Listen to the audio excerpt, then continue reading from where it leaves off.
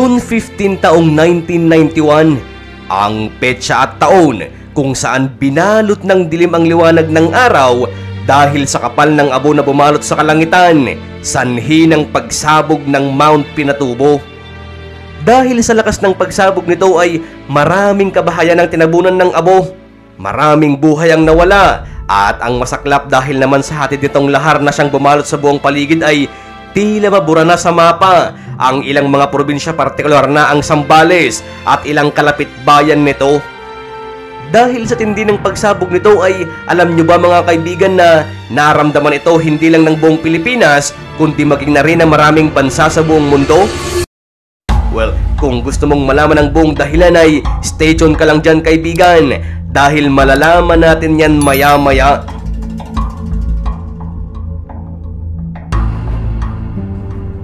Isang normal na araw noong July 16 taong 1990, habang ang karamihan noon ay abala pa sa pagtatrabaho ay sa hindi inaasahang pangyayari. Bandang alas 3 ng hapon ay niyanig ng 7.7 magnitude na lindol ang buong Central Luzon at ito ay halos may 100 kilometro lamang ang layo mula sa probinsya ng Zambales kung saan matatagpuan ang Mount Pinatubo. Dahil sa lakas ng pagyanig ay nagdulot ito ng pagkakaroon ng landslide. Maraming kabahayan ang nasira at napakaraming buhay din ang nawala. Ganun pa man, sa kabutihang palad ay ang mahimbing na natutulog noon na Bulkang Pinatubo ay hindi nagising sa kabila ng napakalakas na pagyanig malapit sa kinaroroonan nito. Subalit pagkalipas lamang ng halos isang buwan, August 3 taong 1990 ay isang napakalakas na dagundong ang narinig ng maraming tao sa may paanan nito. Naging madalas na rin ang panandali ang pagyanig ng lupa malapit sa bulkan. Madalas na rin ang pagkakaroon o paglabas ng usok sa may itaas nito at nagkakaroon na din ng landslide mismo sa may parte nito.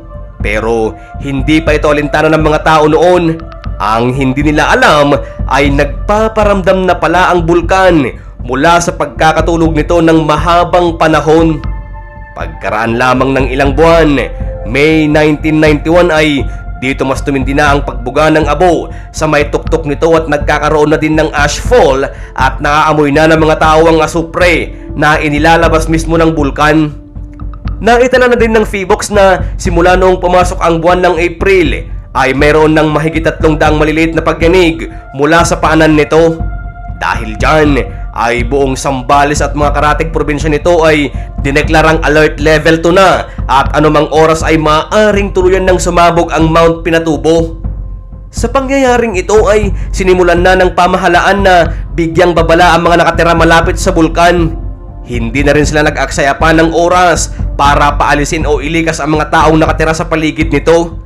Binigyang pansin din nila na ilikas na rin ang mga tao na may layong hanggang 30 kilometro mula sa bulkan. June 15, 1991, sa kabila ng banta dulot ng pagsabog ng Mount Pinatubo anumang oras ay siya rin namang pananalasa pa ng bagyong Diding sa Samar.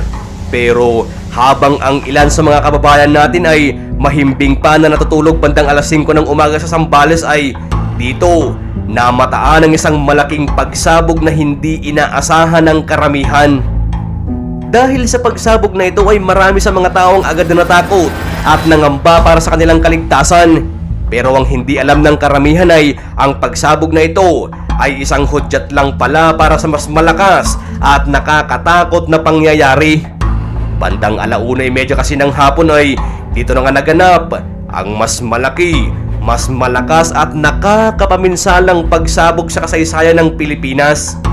Dito ay nagbuga ang bulkan ng napakakapal na abo sa kalangitan, dahilan upang mabalot ng dilim ang mga bayan o probinsya na nakapaligid dito, kabilang na ang Zambales, Pampanga, Tarlac at iba pang mga kalapit probinsya. Umabot ng halos 10 oras ang itinagal nito bago tuluyang humupa ang pagbulusok ng napakalakas na abo. Matapos nito ay unti-unti nang lumubog ang pinakatuktok ng bulkan at nag-collapse na rin ang ilang mga bahagi ng Mount Pinatubo. Subalit ang nakakapagtaka ay hindi lang ang mga probinsya malapit sa bulkan ang nakaranas ng ashfall mula sa pagsabog kundi maging ang buong Pilipinas. Ayon sa pag-aaral ay dahil din kasi sa lakas ng hangin dala ng bagyong Diding noong mga araw na yon, kaya nagawa nitong tangayin at ikalat ang mga abo na ibinubuga mismo ng bulkan sa iba't ibang parte ng Pilipinas. Dahil din sa dalang pag-ulan ng bagyong Diding ay nagawa nitong basahin ang abo na siyang kumalat sa mga bubungan ng mga ordinaryong bahay dahilan upang bumagsak ang mga ito. Maikukumpara natin ito sa isang semento na kapag nabasa ay mas lalong bumibigat at ito ang naging dahilan ng pagkasira ng maraming kabahayan na naging epekto ng pagkamatay ng maraming tao dahil sa pagkadagan. Dahil din sa patuloy na pag-ulan gawa ng bagyo habang kasalukuyang nag-aalburuto ang bulkan ay dito rumagasa ang pinaghalong napakainit na abo at tubig na kung tawagin ay lahar na siyang bumalot sa mga lugar tulad ng Pampanga at Zambales. Ang araw ay nagmistulang gabi dahil sa kapal ng abo na bumalot sa kalangitan.